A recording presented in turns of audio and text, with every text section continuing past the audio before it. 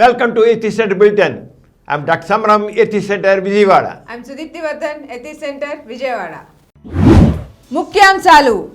ప్రజాస్వామికం పెరగాలంటే నాస్తికత్వం కావాలి. ప్రముఖ నాస్తికులు గోరా. విద్యార్థులలో మానవతా దృక్పథం, సృజనాత్మకత, స్వేచ్ఛాలోచన పెంపొందితేనే నవ సమాజం, నవ మానవుని ఆవిర్భావం అవుతుంది. ప్రముఖ విద్యావేత్త శ్రీ రఘుపతి వెంకటరత్నం నాయుడు. వ్రతాలు, పూజల వల్ల ఏదో శుభం కలుగుతుందనుకోవడం, చేయకపోతే చెడు కలుగుతుందని భావించడం కేవలం మూఢనమ్మకం. డాక్టర్ సమరం. భారతదేశానికి గాంధీ సిద్ధాంతాలే శిరోధార్యాలు. బాపు దర్శన్ ఆధ్వర్యంలో నిర్వహించిన మహాత్మా గాంధీ జయంతి సభలో వక్తలు. నా స్వరం మా సమాన భవిష్యత్తు. వాసవ్య మహిళా మండలి ఆధ్వర్యంలో ప్రపంచ బాలికా దినోత్సవం. వ్యక్తి శారీరకంగా, మానసికంగా ఆరోగ్యంగా ఉంటేనే పరిపూర్ణ ఆరోగ్యవంతుడిగా లెక్క. ప్రపంచ మానసిక ఆరోగ్య దినోత్సవం సందర్భంగా వాసవ్య నర్సింగ్ హోంలో సదస్సు. ముఖ్యాంశాలు చూశారు కదా, ఇక వాటి వివరాల్లోకి వెళ్దాం. డాక్టర్ గారు, ప్రజాస్వామికం పెరగాలంటే నాస్తికత్వం కావాలి అన్న గోరా గారి మాటలను కాస్త వివరించండి. ఈనాటి పరిస్థితులను చూసినట్లయితే ఇప్పుడు ఉన్నటువంటి ఈ ప్రజాస్వామికం కానీ ఈ ప్రభుత్వం తీరుతెన్నులు కానీ చూస్తూ ఉంటే గోరా గారు చెప్పింది అక్షరాల నిజం, అవసరం. ప్రజాస్వామికం పెరగాలంటే నాస్తికత్వం కావాలి అన్నారు. నిజమే. ప్రజాస్వామికం అనేది ఏంటి? మనకి ఈ ప్రజాస్వామికం అంటే ఏదో మామూలు ఇదే కాదు. అందులో నాస్తికత్వం కావాలన్నారు గోరా గారు. నాస్తికత్వం అంటే ఈజీ చైర్ ఫిలాసఫీ కాదు, ఏదో సిద్ధాంత చర్చ, వేదాంత చర్చ లాంటిది కానే కాదు. నాస్తికత్వం అనేది జీవిత విధానం. గోరా గారు నాస్తికత్వం దాని పాజిటివ్ ఎథిజం అన్నారు, దాని ఒక జీవిత విధానం అన్నారు. ఆస్తికత్వానికి మెన్ అన్నారు నాస్తిక జీవిత విధానం. This is better alternative theism. Atheism ఇది బెటర్ ఆల్టర్నేటివ్ థీజం. ఆస్తికత్వం కంటే ఎన్నో రెట్లు నాస్తికత్వం మిన్నా. అంచేత నాస్తికత్వాన్ని అన్ని రంగాల్లో, అన్ని విషయాల్లో ఆయన ఎలా ఉంటుంది అని చెప్పారు. అది ఆర్థిక రంగం కావచ్చు, సామాజిక రంగం కావచ్చు, నైతిక రంగం కావచ్చు, విద్యారంగం కావచ్చు, వైజ్ఞానిక రంగం కావచ్చు, కళారంగం కావచ్చు, ఏ రంగం తీసుకో అన్నిట్లోనూ నాస్తిక దృక్పథం ఎలా ఉంటుంది, నాస్తిక జీవన విధానం ఎలా ఉంటుంది, నాస్తిక చైతన్యం ఎలా ఉంటుంది అని చెప్పారు. అంటే రాజకీయాల గురించి చెప్పినప్పుడు ఆయన ఏం చెప్పారంటే ప్రజాస్వామ్యం పెరగాలంటే, లేదా ప్రజాస్వామ్యం బలపడాలంటే, ప్రజాస్వామ్యం యొక్క అసలైనటువంటి ఫలితాలు ప్రజలందరికీ అందుబాటులో రావాలంటే నాస్తికత్వం కావాలి. నాస్తికత్వం కావాలి అని మనం తెలుసుకున్నాం. ఎందుకు కావాలన్నారు? ప్రజాస్వామ్యం అంటే ఏంటి? ప్రజాస్వామ్యం అంటే ప్రజల పాలన. By the people, for the people, of the people. Democracy యొక్క నిర్వచనం. ప్రజల చేత, ప్రజల కొరకు, ప్రజల పాలన. అంటే ప్రజలే వాళ్ళ పాలన చేసుకుంటున్నారు. ప్రతి ఒక్కరు should feel this is mine. నేను దీంట్లో పార్ట్ అండ్ పార్సెల్, నేను దీంట్లో సక్రియంగా పాల్గొన్నాను, నేను నా కోసం ఈ పాలన చేసుకుంటానని ప్రతి ఒక్క పౌరుడు ఫీల్ అవ్వాలి. అది గోరా గారు కోరింది. By the people, for the people, of the people అన్నప్పుడు అక్కడ మరి ప్రజాస్వామ్యంలో ఎవరు యజమాని? Water is master. పౌరుడు ఓటు వేసేవాడే వాడు యజమాని. వాడు తన కోసం ఓటు వేసి తన ఒక ప్రజాప్రతినిధి ఎన్నుకున్నా అంటే ఆ ప్రజాప్రతినిధి తను చేయించుకుంటున్నాడు. అంటే water is master. Water is master. Water ఒక యజమాని. కానీ ఈరోజు ఏం జరుగుతుంది? వాటరు ఏమీ లేదు. ఒకసారి ఓటేసాడు, ఎందుకు పెరిగాడు? ఒకటి పట్టించుకోలేడు, ఇంకా చూసేవాళ్ళు లేడు. మరి 5 ఏళ్ళకి చూసేవాళ్ళు లేడు. ఈ ఎవరైతే అధికారంలోకి వస్తున్నారో, ఎవరైతే తన కోసం ఎన్నుకున్నారో, తన మనిషిగా అనుకున్నారో, తన నీడగా అనుకున్నారో, ప్రజాస్వామ్యంలో తన నీడగా అనుకున్నవాడు వాడు ఒక యజమాని అయిపోయి, పెత్తందారైపోయి, వాడు అధికారం తెలిసి నోరు మూయించేస్తున్నాడు వాటిని. ఇది ప్రజాస్వామ్యం ఎలా అవుతుంది? రాజుల పాలన పనికిరాదు, ప్రజల పాలన కావాలని డెమోక్రసీ వచ్చింది. కానీ ఇక్కడ అలా కాదే. ఇక వచ్చిన తర్వాత మనం చూస్తున్నాం. మనం ఇది ప్రజాపాలన కలేదు, పార్టీ ప్రజాస్వామికం కాదు, పార్టీ స్వామికం. మీరు గోరా గారు అక్కడే చెప్పింది. మనం ఏదైతే డెమోక్రసీ అంటున్నామో, ఏదైతే చెబుతా ప్రజాపాలన ఉంటున్నామో, ప్రజాస్వామికం ఉంటున్నామో, అది ప్రజాస్వామికం కాదు, పార్టీ స్వామికం అవుతుంది. ఎందుకైంది కూడా చెప్పారు. ఈ ఆస్తిక భావజాలం వల్లే ప్రజాస్వామికం పార్టీ స్వామికంగా మారింది. ఈ ఆస్తిక జీవన విధానం అదే నాస్తిక జీవన విధానం అన్నట్లయితే, నాస్తిక చైతన్యం ఉన్నట్లయితే ఈ ప్రజాస్వామికం ఈ రంగా పార్టీ స్వామికం అవ్వదు. అలాగే కొన్ని వ్యక్తుల చేతుల్లో, కొన్ని పెత్తందారి చేతుల్లో, డబ్బున్న చేతుల్లో వాళ్ళకి అధికారం పెట్టిన ఆడిస్తున్నారు ప్రజల్ని ఊరికే జస్ట్ వాళ్ళు ఊరికినే ఒక కుక్కకు బిస్కెట్ పడేసి ఆ తోకదాడి తిరిగేట్లుగా వీళ్ళు కూడా ప్రజల్ని మభ్యపెడుతూ, ఓటర్ని మభ్యపెడుతూ వాళ్ళు పబ్బం గడుపుకుంటున్నారు ప్రజాస్వామికంలో. ఇది పార్టీ స్వామికం అనాలా, లేదా ఒక వ్యక్తి తన మొత్తం అధికారం చేతిలో పెట్టి ఆడిస్తున్నాడు. నిజంగా చూస్తున్నాం మనం. కొంత వ్యక్తులు తమ అధికారం చేతిలో పెట్టి వ్యక్తులు నడిపిస్తున్నారు. అక్కడ వ్యక్తి స్వామ్యం అవుతుంది, ప్రజాస్వామ్యం కూడా కాదు. ప్రజాస్వామ్యం వ్యక్తి అదే గోరా గారిని చాలా కదిలించింది. ఈ రంగం అవ్వడానికి కారణం ఏంటి? దీనికి కారణం ఆస్తిక తత్వమే, ఆస్తిక భావజాలమే. వీళ్ళేం ఆస్తిక బదిలించండి, ఆస్తికత ఏం చేస్తుంది? మనం మతాలు నేర్పోయి ఒక సుప్రీం పవర్ ఉంది, ఒక దేవుడు ఉన్నాడు, ఒక దేవత ఉంది, వాడు సుప్రీం పవర్. నువ్వు నిమిత్త మాత్రుడివి. మనసునంతా పాయిజన్ చేసి పరిచిన ఆస్తికత్వం. నువ్వు నిమిత్త మాత్రుడివి, నువ్వేం చేయలేవు, శక్తిహీనుడివి, నీకు చేత కాదు. నీ మీద ఒక మనిషి ఉన్నాడు, ఒకటి చేస్తాడు, నువ్వేం చేసి వాడి దయాదర్శనం బతకాలి. ఇది ఆస్తిక భావజాలం. ప్రజాస్వామ్యాల కాదే. By the people, for the people, of the people. మరి ప్రజాస్వామ్యాలు ఉందా? అప్పుడు లేదు కదా. ప్రజలు నా పాలన అనుకుంటున్నారా? అనుకోవట్లేదు. వాళ్ళు ఎవరు ఉన్నారు? వాళ్ళు కావాలంటే మనం ఓట్లేసాం, వాడు డబ్బులు ఇచ్చాడు, 1000 ఇచ్చాడు, 2000 ఇచ్చాడు, 3000 ఇచ్చాడు, డబ్బులు ఇచ్చాడు, ఓటేసాం. వాడు కావాలని కూడా పబ్బం గడుపుకోవాలనుకుంటున్నాడు కనుక వాడు ఎట్లా పబ్బం ఒక చేత 1000 ఇస్తావా? ఓటు 1000 కాదయా, 2000, 3000, 5000. ఇది తయారైంది. వాటరు తన యొక్క బాధ్యతను గుర్తించట్లేదు ప్రజాస్వామ్యంలో.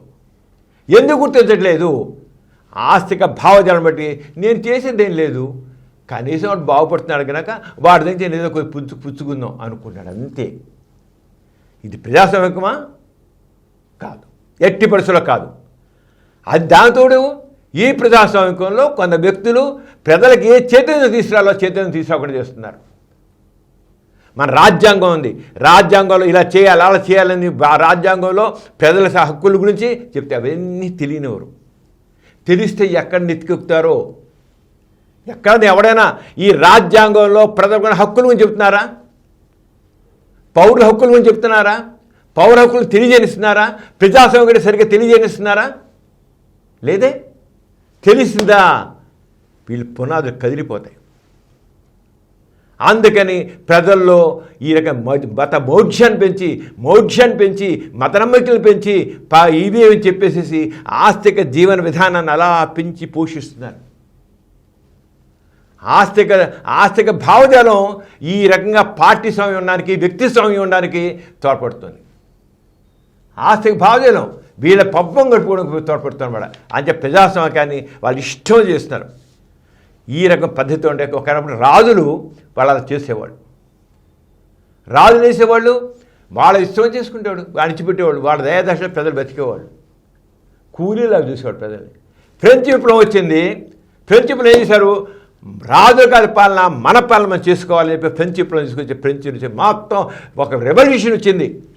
మొత్తం దీంట్లో ఫ్రెంచ్ రెవల్యూషన్లో మొత్తం మేము పాలించుకుంటున్నాం, రాజుల కాదు పాలన, ప్రజలు మేము పాలించుకున్నాం. ఆ రంగా ఫ్రెంచ్ విప్లవంతో ఒక కొత్త బాటేసిన ప్రజాస్వామ్యాన్ని. తర్వాత 1917లో రష్యా విప్లవం వచ్చింది. ఆర్థిక సమానత్వం, రష్యా విప్లవం. అందరికీ ఆర్థిక అవకాశాలు సమానంగా ఉండాలి. రిచ్ అండ్ పూర్ కాదు, అందరికీ అవకాశాలు సమానంగా ఉండాలి. అక్కడ రష్యా విప్లవం.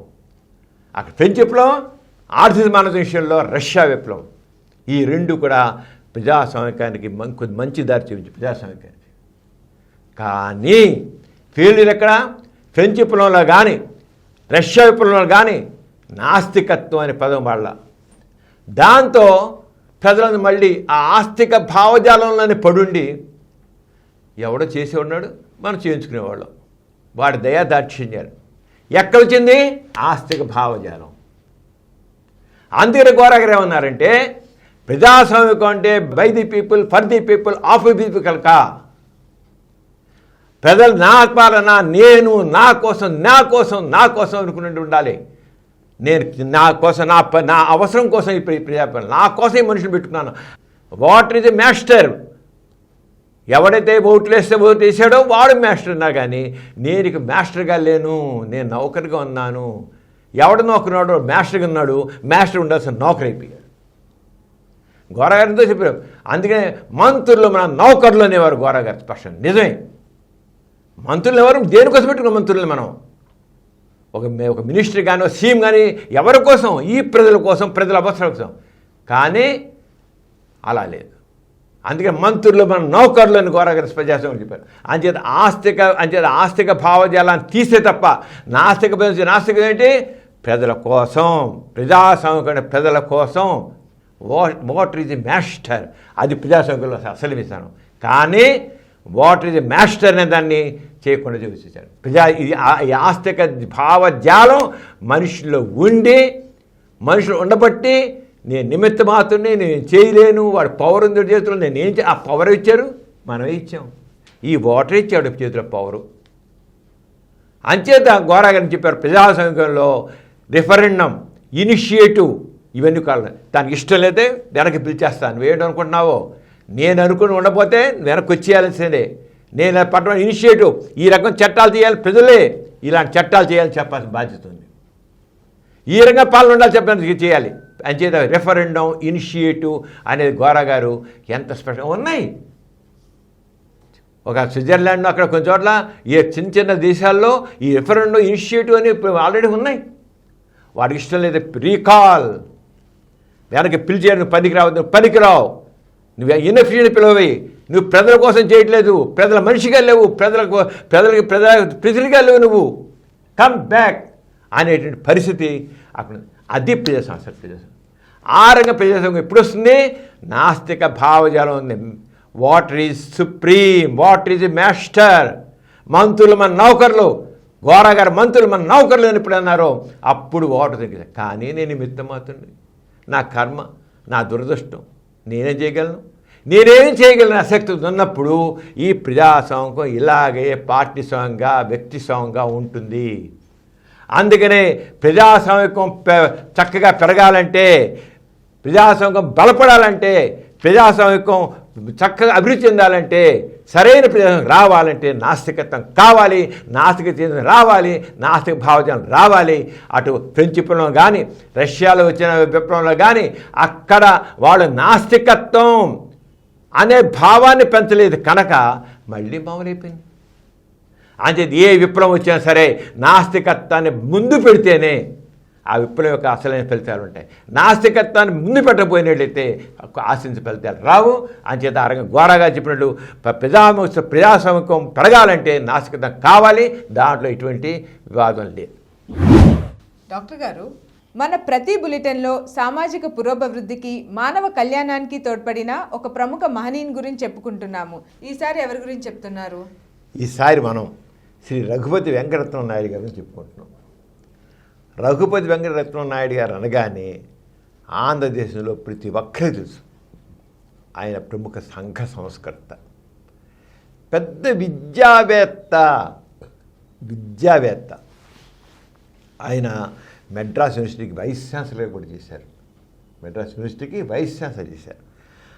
అంతేకాకుండా ఆయన కుల మతాలకి అతీతంగా ఆయన ఒక నవ సమాజం కావాలి, నవ మానవుడు కావాలని అహర్నిశలు కృషి చేసేది. కుల మతాలకి అతీతంగా నవ సమాజం, నవ మానవుడు కావాలని ఆ రంగా ఆయన చేశారు. అంతేకాకుండా మద్య నిషేధం పనికిరాదు, అలాగే అస్పృశ్యత పనికిరాదు. అంచేది మద్య నిషేధం కోసం, అస్పృశ్యత నివారణ కోసం అహర్నిశలు కృషి చేసిన వ్యక్తి రఘుపతి వెంకటరత్న నాయుడు గారు. అంతేకాకుండా ఆయన దేవదాసి విధానం కోసం, ఈ ప్రాస్టిట్యూషన్ పడువృత్తి వాటన్నిటిని నివారణ కోసం కూడా ఎంతో కృషి చేసిన వ్యక్తి. వాళ్ళ కోసం వాళ్ళకి నివారణ కలిగించేసారు. ఆయన గొప్ప ఆదర్శ ఉపాధ్యాయుడు.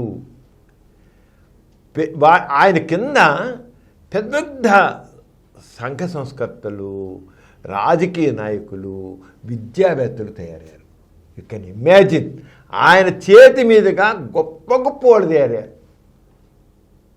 అంటే ఒక ఉపాధ్యాయుడు మంచివాడైతే వాళ్ళ చేతుల్లోంచి ఎంత మంచివాడు తయారవుతుందానికి ఆయన ఎగ్జాంపుల్. అయినా చాలా గొప్పవాళ్ళు తయారయ్యారు, చాలామంది గొప్పవాళ్ళు.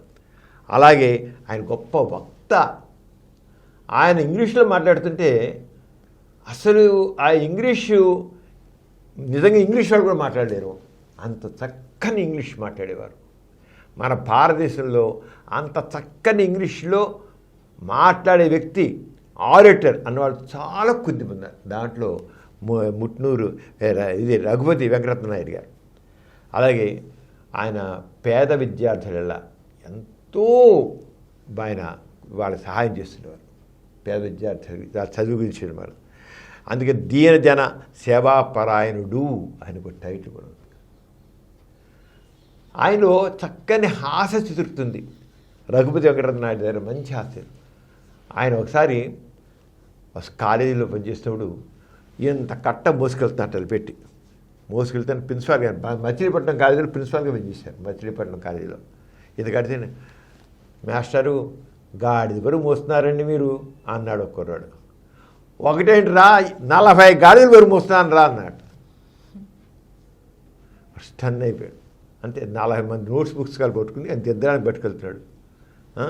ఒక్కడే 40 గాడిదలు బరువు మోస్తున్నాడు. నా హాస్యం ఉంది ఆయన.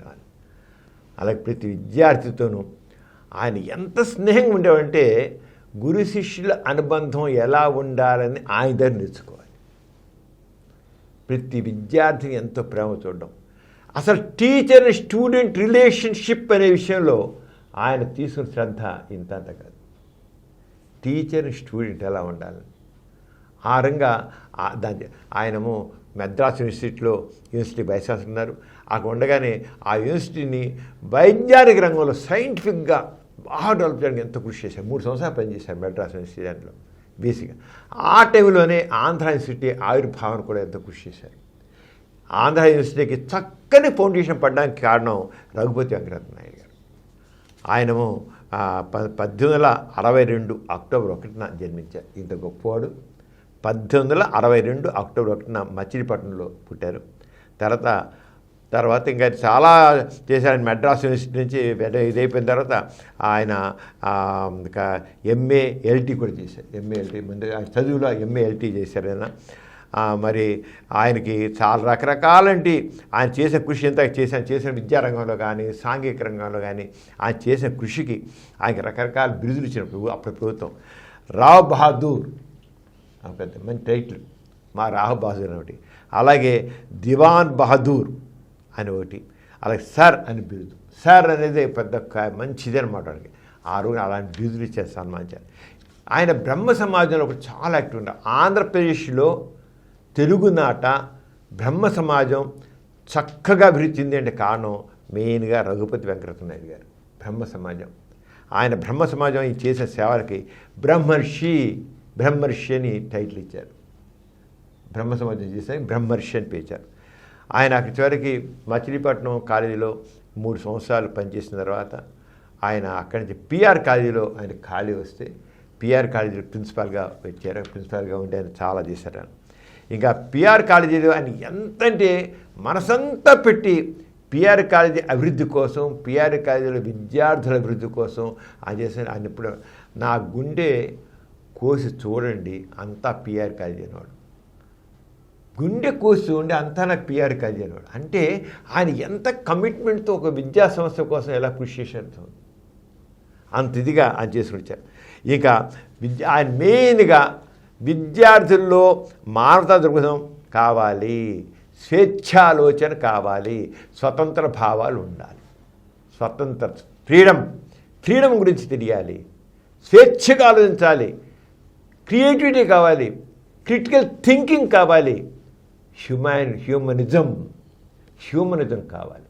ఆయన దానికోసం విద్యార్థుల్లో దాన్ని పెంచడం కోసం హ్యూమనిజం, ఫ్రీ విల్, క్రియేటివిటీ వీరు పెంచడం కోసం ఆయన చేసిన కృషి ఇంత అందకదన్నమాట.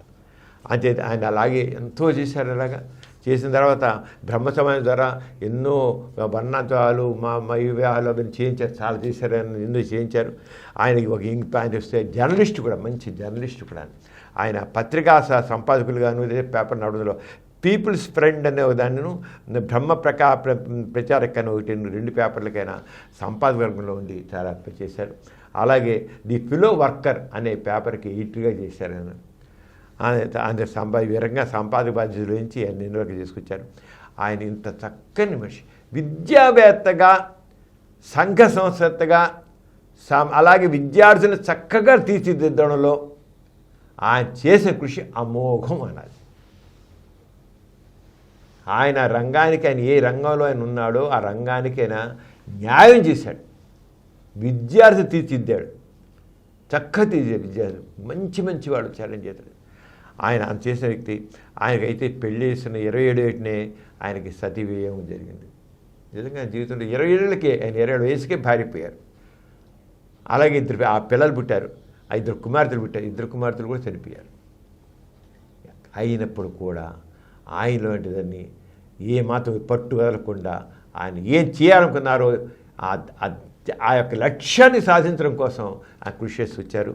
అంటే దేశ సేవ, భారతదేశానికి స్వాతంత్ర్యం కావాలి, దానికి యువత ముందుండాలి. ఆ యువతను ప్రేరేపించడం కృషి చేశారు.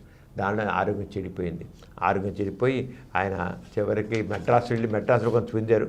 కానీ 1939 మే 26న చెన్నైలోనే ఆయన తుది శ్వాస విడిచారన్నమాట. ఆయన అంచేత ఆ రంగా ఆయన తెలుగునాట, తెలుగువారి కోసం, తెలుగు జాతి అభ్యున్నతి కోసం, తెలుగు జాతి ఔన్నత్యం కోసం, తెలుగునాట చక్క విద్యార్థి కోసం ఆయన కృషి అమోఘం.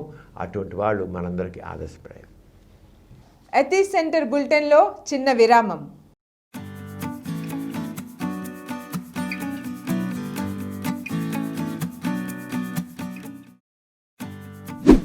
బిడ్డ పుట్టగానే స్నానం చేయించడం, ఒంటికి నూనె రాయడం, చెవుల్లో, ముక్కులో, కళ్ళల్లో నూనె చుక్కలు వేయడం పనికిరాదు. పసిబిడ్డ స్నానం చాలా నష్టం చేస్తుంది. తల్లిపాలు కొన్ని నెలల పాటే ఇవ్వాలి అని నియమం ఏదీ లేదు. కొందరు పిల్లలు 3 నుండి 4 సంవత్సరాల నిండే వరకు తల్లిపాలు తాగుతూనే ఉంటారు, ఇతర పదార్థాలు తింటూనే ఉంటారు. బిడ్డ ఆరోగ్యకరమైన ఎదుగుదలకి పౌష్టికాహారం అత్యంత అవసరం. పౌష్టికాహార లోపం వల్ల బిడ్డలో రకరకాల అనారోగ్యాలు కలుగుతాయి. అతిసార వ్యాధికి గురైన బిడ్డకి తగిన మోతాదులో ఉప్పు, పంచదార కలిపిన నీరు అధికంగా ఇవ్వడమే తప్ప వేరే యాంటీబయాటిక్ మందులు అవసరం లేదు. తల్లికి మధుమేహ వ్యాధి ఉన్నట్లయితే 10,000 మంది తల్లులకు పుట్టే బిడ్డల్లో ఒకరికి గుండె నిర్మాణ లోపం ఉండవచ్చు. ఎథిక్స్ సెంటర్ బులెటిన్కి తిరిగి స్వాగతం. డాక్టర్ గారు, చాలామంది మహిళలు మూఢంగా పూజలు, వ్రతాలు చేస్తారు. వారికి మీరు చెప్పేదేంటి? నిజమమ్మా, మనం చూసినట్లయితే మన సమాజంలో చాలా మహిళలు వాళ్ళు వరలక్ష్మి వ్రతం అని, గౌరీ వ్రతం అని, ఈ వ్రతం ఆ వ్రతం చేస్తారు, పూజలు చేస్తుంటారు. ఆ పూజలు చేసి దాంట్లో ఈ సాంప్రదాయంలో వాళ్ళు ఏం చేస్తారంటే, ఎవరైతే ఈ దేవతల సంబంధించిన పూజలు చేస్తారో, వ్రతాలు చేస్తారో, చేస్తే వాళ్ళకి అన్ని శుభాలు కలుగుతాయి. ఆ దేవతల యొక్క అన్ని ఆశీస్సులన్నీ వాళ్ళకుంటాయి. దేవతల అండు ఉంటుంది, దేవతలంతా వాళ్ళు శుభం కలిగిస్తారు. చేయకపోతే మాత్రం కీడు కలుగుతుంది అంటారు. ఈ మతంలో ఉన్నది ఏంటంటే, మతాల్లో ఉన్నది ఏంటంటే, నువ్వు ఇలా చేస్తావా దైవ కృప ఉంటుంది, దేవత కృప ఉంటుంది, నువ్వు చేయవా నీకు కీడు మూడుతుంది, అయిందన్నమాట నీ పని. అంటే మనుషుల్ని ఒక భయపెట్టి, మౌఢ్యంలో ఉంచి, ఆరోపించేసి, భయం మీద అమ్మో ఏమైపోతుందో ఏమిటో ఒక భయోత్పాన్ని కలిగించడం ఈ మతాలు చేసేది. ఇప్పుడు కొంతమంది నమ్మకం లేకపోయినా, వాళ్ళు అంత మూఢత్వం లేకపోయినా సరే సరదాగా మన అందరూ కలిసి ఓ రకరకాల పిక్నిక్ వెళ్తారు, లేదా ఒక ఫంక్షన్లు చేసుకుంటారు, ఒక కిడ్నీ పార్టీలు చేసుకుంటారు, వాళ్ళు చేసుకుంటుంటారు. అనగానే వ్రతాలు కూడా కొంతమంది ఈ రోజుల్లో ఫ్యాషన్ అయిపోయింది. వాళ్ళు వరలక్ష్మి వ్రతం చేసినా గౌరీ వ్రతం చేసినా వాళ్ళు కేవలం సరదాగా నలుగురు వస్తారు, కూర్చుంటారు, సోషల్ గ్యాదరింగ్ అలా కొంతమంది. కానీ ఎవడైతే ఈ సాంప్రదాయంగా చెయ్యాలని చేస్తారో అక్కడ మాత్రం ఆ మనుషుల్ని వాళ్ళ బుర్రల్ని పాయిజన్ చేస్తారు, విషపూరితం చేస్తున్నారు. చేస్తే లాభాలు కలుగుతాయి. ఎంత హాస్యాస్పదం! అసలు దేవుడు లేడు, దెయ్యం లేదు, ఏమీ లేదు. ఈ దేవతలతో ఒట్టిది. ఇవన్నీ ఈ వ్రతాలు అనేవి మీనింగ్లెస్. సోషల్ గ్యాదరింగ్ జనాల వరకు సరదాగా చేసుకోవచ్చు. ఇదే చేయాలి, వరలక్ష్మి పూజలు చేయాలి, అది చేయడం నష్టం ఉంది. సోషల్ గ్యాదరింగ్ చేయాలంటే ఈ పూజలు అవసరంలా, ఇంకేదో చేసుకోవచ్చు. ఈ పూజలు, ఈ వ్రతాలు, ఈ ఉపవాసాలు ఇవన్నీ మనిషిని పనికి రాకుండా వాళ్ళ మేధస్సుని మౌఢ్యానికి తాకట్టు పెట్టడం అవుతుంది. అది గుర్తించాలి. ఎంత సిల్లిగా ఉంటాయంటే చెప్పేది. శ్రావణ మాసంలో మంగళవారాల్లో మంగళగౌరి వ్రతం చేసుకుంటే వరలక్ష్మి వ్రతం శ్రావణ పూర్ణిమ ముందు వచ్చే శుక్రవారం జరుపుకుంటారు. అలా వీరు కాని వారు శ్రావణ మాసంలో ఏ శుక్రవారం నాడని వ్రతం చేసుకుంటారు. మంగళవారం కూడా గౌరీ చేసాం. శ్రావణ మంగళవారాల్లో చేసే మంగళగౌరి వ్రతాలను మంగళవారం నోములు కూడా అంటారు. ఈ నోములు స్వాభావం కోసం నూతన వధువులతో చేయిస్తారు. ఈ వరలక్ష్మి గౌరీ వ్రతం కానీ నూతన ఇక్కడ పన్ను చూడారు. ఈ నోములు కొత్త పెళ్లి కూతురు స్వభావం చేస్తారు మేడం. స్త్రీలు వివాహం జరిగిన సంవత్సరం నుంచి 5 సంవత్సరాలకు వరుసగా చేయాలి. తర్వాత అవసరం లేదు కనుక.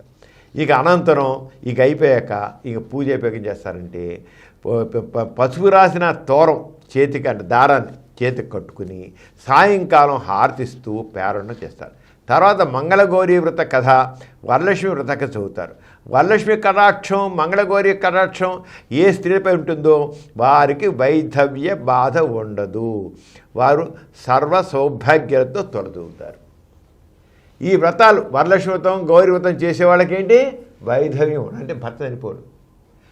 మరి అనేక శతాబ్దాల నుంచి మరి ఎంతమందో మహిళలు ఎంతో శ్రద్ధతో నమ్మకంతో వరలక్ష్మి వ్రతం, గౌరీ వ్రతం చేస్తున్నారు కదా, వాళ్ళ భర్తలు చనిపోకుండా ఉన్నారు. ఎందుకు ఆలోచిద్దాం. ప్రశ్నించే తత్వం లేకుండా చేస్తుంది.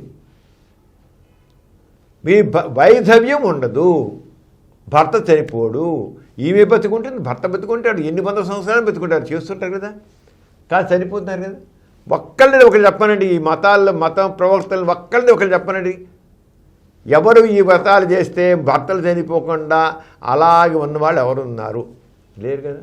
దానికి ఏం చేస్తారు? ఏం చేద్దాం, విధి, నువ్వు తిట్టిరాతే ఎవరు తెప్పించగలరు అని అంటారు.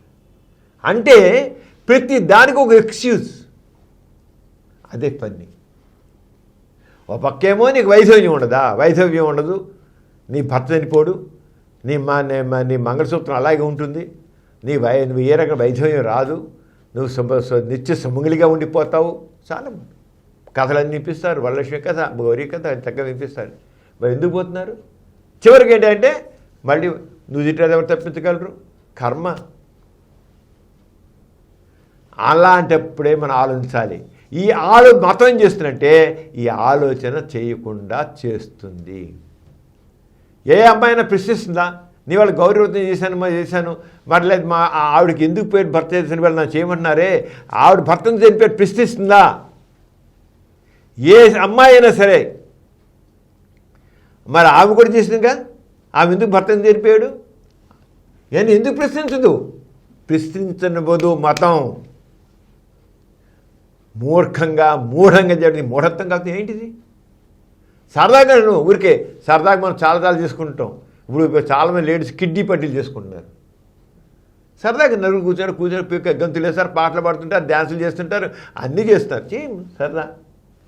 కానీ ఎందుకు ఇది వెనకాతల ఈ మౌఢ్యాన్ని ఎందుకు ప్రవేశపెట్టాలి? నీకు వైధవ్యం రాదు అనేది ఎందుకు చెప్పాలి? ఎందుకు అబద్ధాల కథలు చెప్పాలి? అబద్ధాల కథలతో మనుషుల బుర్రలు ఎందుకు పాడు చేయాలి? అది అడుగుతున్నారా? అది అడగాలి. లేకపోతే అర్థం లేకుండా ఇలాంటి మూఢనమ్మకాలు పెంచుతావు. అన్నింటిలోని మూఢనమ్మకాలు పెంచి మనిషి హ్యూమన్ పవర్ హ్యూమన్ పవర్ని వేస్ట్ చేస్తున్నారు. ఈ రకమైన ఈ వ్రతాల వల్ల హ్యూమన్ పవర్ అసలు ఆకాశం సగం, జనాభాలో సగం ఆడవాళ్ళు అంటారు. చివరికి జనాభాలో సగం అనే మహిళల్ని ఒంటింటి కుందేళ్ళు చేసి వ్రతాల పేరిట, పూజల పేరిట పనికి రాకుండా చేస్తున్నారు. ఏమిటిది? ఏమిటో దీంట్లో అర్థం ఏంటి? హ్యూమన్ పవర్ ఎంత వేస్ట్ అయిపోతుంది. 50% హ్యూమన్ పవర్ వేస్ట్ అయిపోతుంది. వాళ్ళు చక్కగా టాలెంట్స్ని, స్కిల్స్ని పెంచి వాళ్ళు ఎందుకు చక్కగా తయారు చేయరు? ఈ వ్రతాల చేట, ఈ యొక్క పూజల పేట వంటింటి కుందేలు చేసేసి ఎందుకు పైన నురిరాత అని ఇలాంటి పెట్టి భావాలు పెట్టేసి వాళ్ళు ఎందుకు అణిచుస్తున్నారు? అయితే లిబరేట్ అవుతున్నారు కొంతమంది, అవ్వాలి. కానీ మతం మనిషిని లిబరేట్ అవ్వనివ్వట్లేదు. మనిషిని లిబరేట్ అవ్వలేదు. ఆడవాళ్ళని అణిచివేసింది మతం ఆడదాన్ని ఒంటింటి కుందేలు చేసి అణిచి ఉంచుతోంది. అది గుర్తించట్లా. కేవలం వ్రతాలు, పూజలు పెట్టి ఒక సరదాలు కొద్ది పెట్టేసేసి వాళ్ళు అలాగే ఉంచేస్తారు. అందుకని ఆడవాళ్ళు గుర్తించాలి, లేడీస్ గుర్తించాలి, మహిళలు గుర్తించాల్సింది ఏంటంటే వీళ్ళ వ్రతాల పేరిట, పూజల పేరిట ఒంటింటి కుందేలు చేసి వాళ్ళ స్కిల్స్ పెరగకుండా, వాళ్ళ వ్యక్తిత్వం పెరగకుండా, వాళ్ళ అందరిలాగా ధైర్యంగా ముందుకు చేయకుండా పనికిరాని భావాలతో, మూఢనమ్మకాలతో, మోక్షంతో వాళ్ళని అణిచుంచడం అనేది ఘోరాతి ఘోరం అనేది గుర్తించాలి మహిళలు. ఎందుకు బయట రాకూడదు? ఎందుకు వాళ్ళు ధైర్యంగా సొంత స్వేచ్ఛగా ఎందుకు ఆనందరు? ఎందుకు స్వేచ్ఛగా వాళ్ళు పనిచేయనివ్వరు? ఈ మతాలు మనిషిపై లేడీస్ని ఇవాళ చేయనివ్వట్లేదు. అందుకనే లేడీస్ లిబరేట్ అవ్వాలి. ఈ పనికిరాని బూజు పడిన ఛాందస భావాల నుంచి లిబరేట్ అవ్వాలి. అప్పుడే సమాజం ముందుకెళ్తుంది. లేకపోతే 50% హ్యూమన్ పవర్ వేస్ట్ అయిపోతుంది.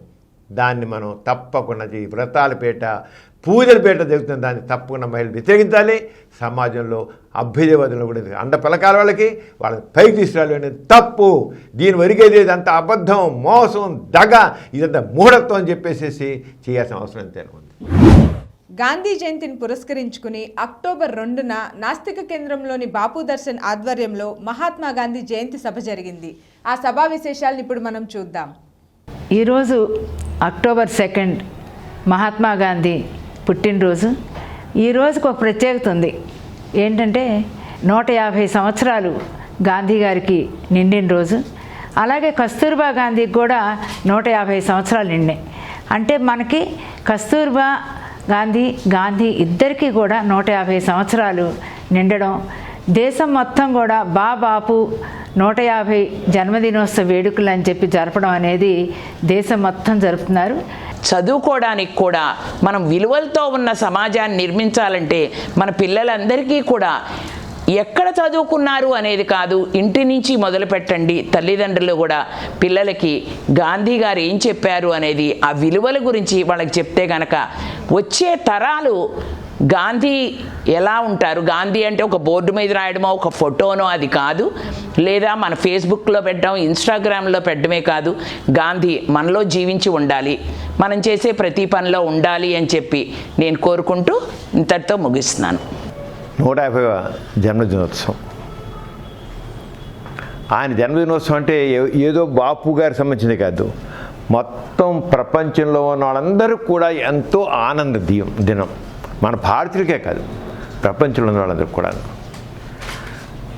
దాన్ని పురస్కరించుకుని మన బాపు దర్శనం ద్వారా, అలాగే వాసమేళండి నాస్తికని ఏర్పాటు చేసేసి ఈ బాపు దర్శనం ద్వారా మనం ఈ జయంతి కార్యక్రమం నిర్వహిస్తున్నాం. కొన్ని వేల మంది ఈ బాపు దర్శించారు. అలా కొన్ని వేల మందికి స్కూళ్ళలోకి, కాలేజీలోకి వెళ్ళి బాపు గారి ఆశయాలను మనం ఈ బాపు దర్శన్ ద్వారా ప్రచారం చేసాం. కొన్ని వేలు, ఒకరిద్దరు కాదు, అంత బాపు గారు. ఎందుకు బాపు గారి గురించి అది చెప్పాల్సి వస్తుంది? బాపు అనే మనిషి అసలు ఈ భూమి మీద నడిచాడా అని ముందు తరాలకు ఆశ్చర్యం కలుగుతుంది. అసలు నిజంగా రక్తమాంసాలతో మనిషి కలిగిన ఐన్స్టీన్, ప్రముఖ సైంటిస్ట్, ఆయన అన్నారు, బాపు అనే మా గాంధీ అనే ఒక వ్యక్తి ఒక మనిషి రూపంలో ఈ నేల మీద నడిచాడా అని. అంటే ఆయన ఎంత గొప్ప మనిషి అర్థమవుతుంది.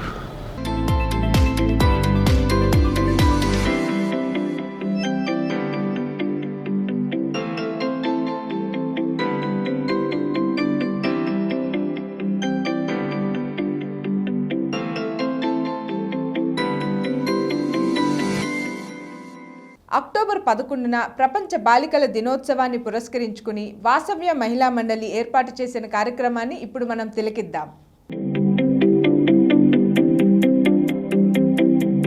ఇవాళ అంతర్జాతీయ బాలికా దినోత్సవం. ప్రతి సంవత్సరం అక్టోబర్ 11వ తారీఖున అంతర్జాతీయ బాలికా దినోత్సవం సందర్భంగా ప్రపంచం మొత్తం కూడా దీన్ని అబ్జర్వ్ చేస్తూ ఉంటారు. అలాగే మన భారతదేశంలో చేస్తున్నాము. ఇవాళ వాసవ మహిళా మండలిలో కూడా మన ఆడపిల్లలందరితో కొంతసేపు కలిసి ఉండాలి అనుకుని ఇవాళ మీ అందరి దగ్గరికి వచ్చాను.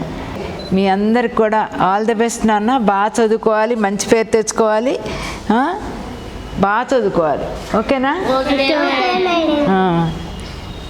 ఈ పిల్లలందరూ కూడా క్రాఫ్ట్స్ కూడా నేర్చుకుంటున్నారు. ఈ క్రాఫ్ట్స్లో భాగంగానే వీళ్ళు ఫ్లవర్స్ తయారు చేస్తున్నారు పేపర్తో. ఇక్కడ చేస్తున్నారు చూడండి, ఆ పువ్వు ఇట్లాగా ఫ్లవర్స్ అన్నీ కూడా తయారు చేయడం. అలాగే ఇవి దండలు, ఇవన్నీ కూడా మనకి చాలామంది డోనర్స్ అలా తీసుకొచ్చి కొన్ని దండల రూపంలో, కొన్ని పూసల రూపంలో అట్లా ఇస్తున్నారు. ఇచ్చిన దాంట్లోంచి పిల్లలు ఇట్లాగా బ్రేస్లెట్స్, ఫ్రెండ్షిప్ బ్యాండ్స్ కింద తయారు చేస్తున్నారు. వీళ్ళు ఇయర్ స్టడ్స్ ఇట్లా దీంతోనే థ్రెడ్ జ్యువెలరీ కూడా ఇక్కడ నేర్చుకుంటున్నారు. దీనిలో ఏంటంటే ఇట్లాగా హ్యాంగింగ్స్ ఇలా ఇవన్నీ కూడా వీళ్ళు దీనిలో భాగంగానే నేర్చుకోవడం జరుగుతుంది.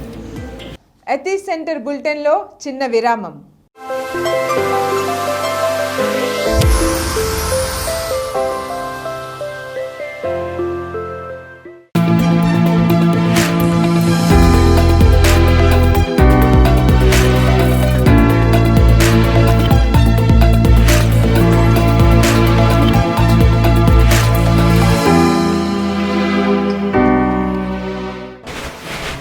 మానవుని జిజ్ఞాస ప్రారంభమైన దగ్గర నుంచి విజ్ఞానం పెరిగింది. దీన్నే మనం సైన్స్ అంటాం. గ్రీసు వారే ఎర్లీ పార్ట్ అంటే పూర్వకాలపు ఆలోచనలో ఉన్న ఖగోళ విజ్ఞానాన్ని ఎక్కువగా డెవలప్ చేశారు. మన శుక్రగ్రహం కూడా భూమిని పోలినట్లే ఉంది. ఎందుకంటే చాలా వరకు భూమి లాంటి పోలికలే ఉన్నాయి. సూర్యుని చుట్టూ దీర్ఘ వృత్తాకారంలో, అంటే మామూలుగా సర్క్యులర్గా కాకుండా కాస్త ఇలాంగేటెడ్ సర్కిల్, దాన్ని మనం ఎలిప్స్ అంటాము. వాళ్ళు తిరుగుతూ ఉంటారు. దగ్గరగాను దూరంగాను సూర్యుడికి వస్తూ ఉంటాడు. దూరానికి దగ్గరికి మధ్యన కనుక తేడా చూసినట్లయితే 2,60,00,000 మైళ్ళు దాని యొక్క పాత్.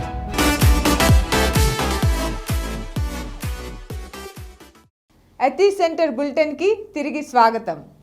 డాక్టర్ గారు, గత 15 రోజుల్లో నాస్తిక కేంద్రం, వాటి అనుబంధ సంస్థల ఆధ్వర్యంలో జరిగిన కార్యక్రమాల వివరాలు చెప్పండి.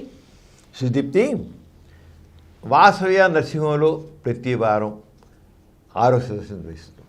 అపార్ట్ ఫ్రమ్ వాసవ్య మహిళా మండలి, సంస్కారు, గోర సైన్స్ సెంటరు, బాపు దర్శను, ఇవన్నీ నిర్వహిస్తున్న వాస నరసింహంలో మాత్రం ప్రతి శనివారం హెల్త్ ఎడ్యుకేషన్ ఆరోగ్య సదస్సు నిర్వహిస్తున్నాం. అది ఇప్పటికి 20 సంవత్సరాల నుంచి ప్రతి శనివారం క్రమం తప్పకుండా చేస్తున్నాం. ఒకవేళ ఎట్టి పరిస్థితులు ఎప్పుడైనా ఒక శనివారం జరగకపోతే అది మళ్ళీ నెక్స్ట్ మంగళవారం చేసి మరి శనివారం యాక్టివ్స్గా జరుగుతుంది అన్నమాట. ఆ రంగం చేసినట్లయితే ఈసారి జరిగిన గురించి కొద్ది విషయాన్ని తెలియజేస్తాను. ఇప్పుడు వాసవ హెల్త్ ఎడ్యుకేషన్ ప్రోగ్రాంలో అక్టోబర్ 3 జరిగిన 1081వ వీక్లీ ప్రోగ్రాంలో భుజం నొప్పికి ఫిజియోథెరపీ అంశంపై ప్రముఖ ఫిజియోథెరపిస్ట్ డాక్టర్ బోలా సుక్కారా గారు ప్రసంగించారు. చాలామందికి భుజం నొప్పి అంటుంటారు. ఆ భుజం నొప్పికి సాధారణ రకరకాల స్ట్రెయిన్, ఓవర్ స్ట్రెయిన్ వస్తుంది, లేకపోతే అక్కడేమైనా ఆస్టియోఆర్థరైటిస్ వస్తుంది, లేదా పెరియార్టికులర్ ఆర్థరైటిస్ ఉంటాం, అక్కడ లిగ్మెంట్స్, మజిల్స్, బర్స్ ఇవన్నీ ఎఫెక్ట్ అయితే కూడా వస్తుంది. రకరకాల అవన్నీ కూడా బోలా సుక్కారా గారు వచ్చారు.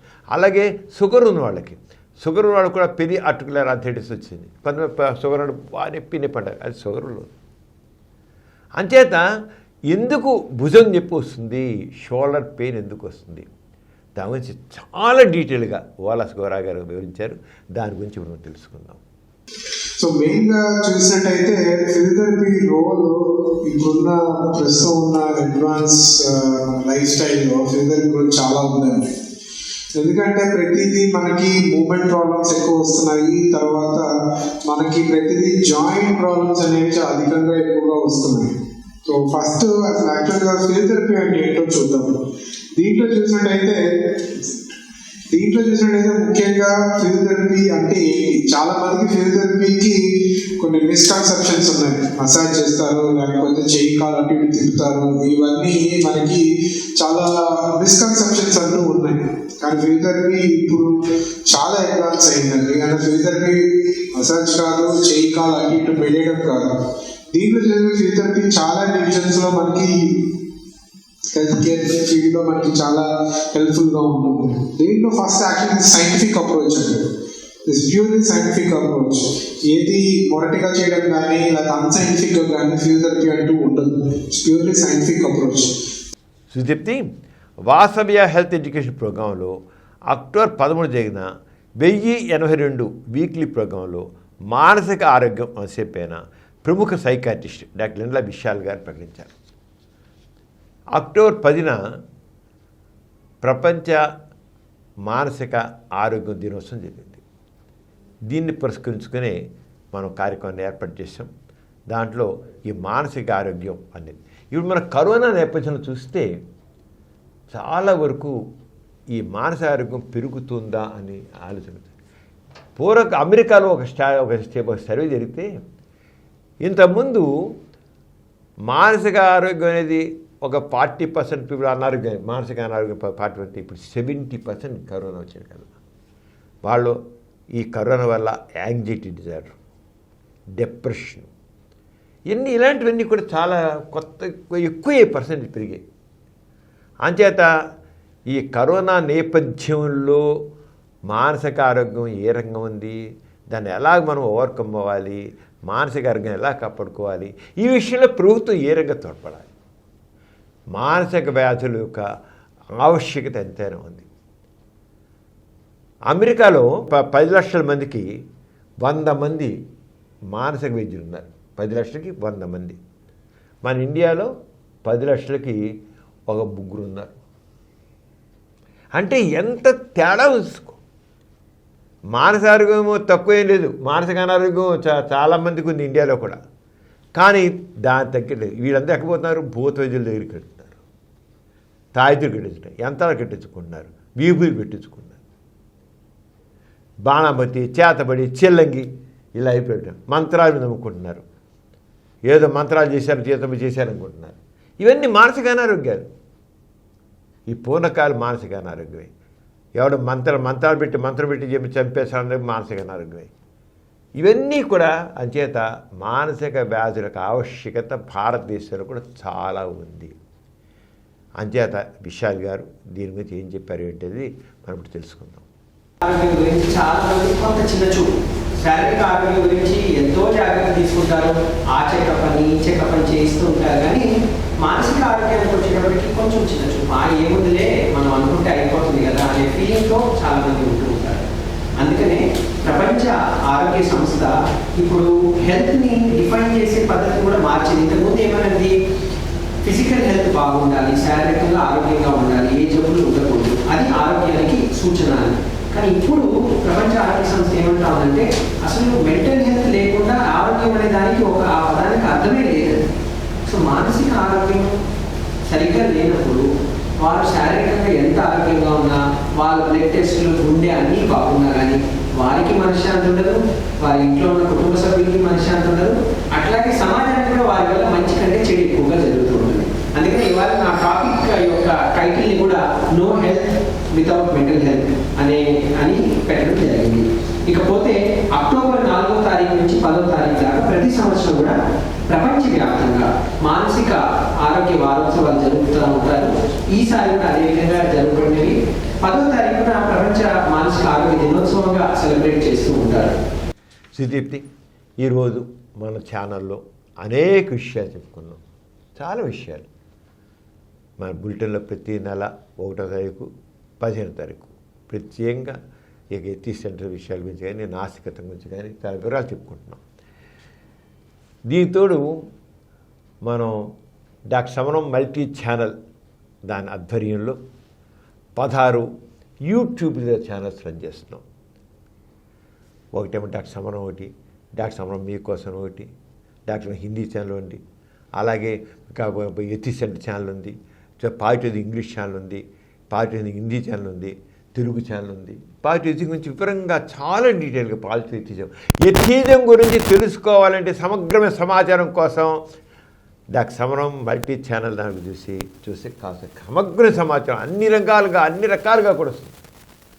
అంటే సమగ్రంగా మనం తెలుస్తాం. ఇదే కాకుండా మనం వార్తాలోకం ప్రతిరోజు వార్తాలోకం సమాచారం అందిస్తాం. ప్రతిరోజు న్యూస్ ఛానల్ చాలామంది చెబుతూ అంటుంటారు, మేము మామూలు న్యూస్ పేపర్ చూసి విసిగిపోతుంటే వీళ్ళ ఈ పార్టీ వాళ్ళు ఆ పార్టీ మీద ఆ పార్టీ మీద. సరైన న్యూస్ అంటే ఇలా ఉండాలి అనేది మీ ఛానల్స్ తెలిసిపోతుంది. చాలా చక్కగా సరిపోతుంది. హాయిగా ఉంది న్యూస్ విన్నాను. మాకు తక్కువైంది ఒకరిని తిట్టుకోవాలి, దాని ఎంత నిజమో తెలియదు, ఎంత ఏమిటో తెలియదు.